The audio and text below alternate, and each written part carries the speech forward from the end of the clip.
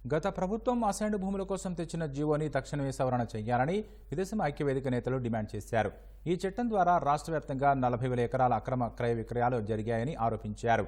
దాదాపు 1 కోటి నుంచి 2 కోట్ల రూపాయల విలువైన భూములను 5 నుంచి 10 లక్షల రూపాయలకే పేదల వద్ద నుంచి వైకాపా నేతలు కొనుగోలు చేశారని అన్నారు.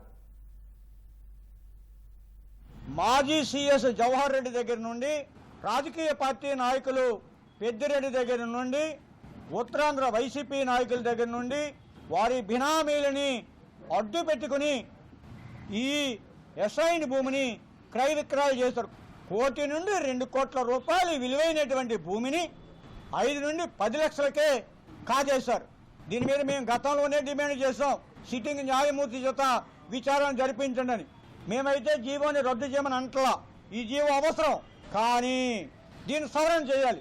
ఏమిటి ఆ సవరణ అంటే, ఫ్రీ హోల్డ్ అయినటువంటి ఎస్సీ భూములని మార్కెట్ ధరకి ఎస్సీలకే అమ్మాలి, ఫ్రీ హోల్డ్ అయినటువంటి బీసీల భూమిని మార్కెట్ ధరకి బీసీలకే అమ్మాలి.